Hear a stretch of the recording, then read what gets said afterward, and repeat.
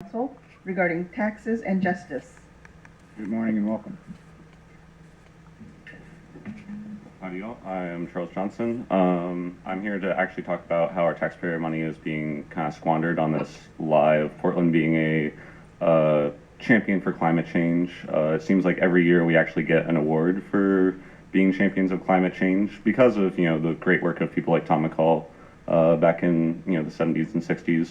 But really, we have kind of seen that Portland's become a fossil fuel center. It's a corridor. The fossil fuel industry is booming here. They get wonderful tax breaks. They get wonderful incentives to come into our community, and it just doesn't kind of sit well with me with the green reputation that Portland has.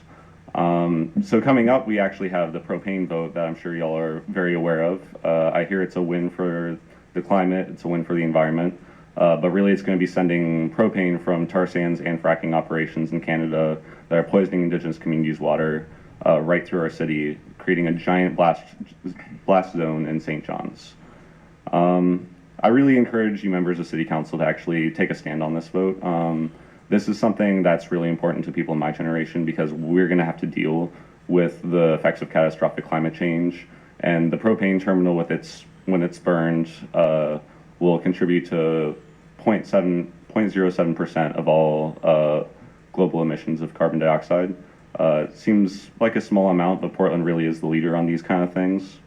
But I have a little bit of lack of faith. Unfortunately, Steve Novick, I know that you have accepted several $1,000s in campaign contributions from Greenbrier Industries, one of the largest constructors of coal barges, oil trains, that sort of thing. And you say that coal is social justice for China. I hope you actually fall back on your environmentalist credentials on this vote. Saltzman, I know you used to work for CH2M Hill. You may go back to work there again after you're done, but CH2M Hill is in the business of constructing fossil fuel terminals, and I know City Council has voted to give CH2M Hill many contracts to build these things. And then Charlie Hales, I know you worked for HDR Industries, which is in the same boat as CH2M Hill in constructing fossil fuel terminals, both upstream and downstream.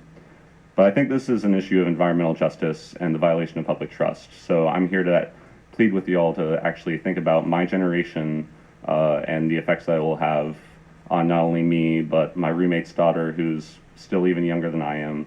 Also injustice to communities of color in St. John's and North Portland.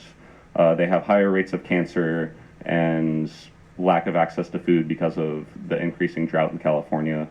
And they're also just dealing with a lot more injustices promoted by the city in general, like less than $15 an hour minimum wage, rapid gentrification promoted by the city developers, and police violence on a daily basis. So as we kind of come up to this propane vote, let's really think about our climate action plan and take action on it instead of just kind of talk about it. Thank you.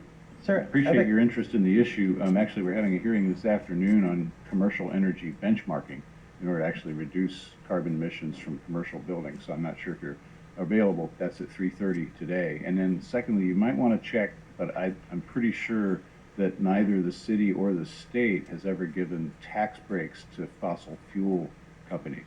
It happens on a lot of different levels. Well, it may happen in other places, but I don't think it's happened here because we have a very limited number of tax incentives that we can offer, and I don't believe they've been offered to anything associated with fossil fuel, but it would be worth checking.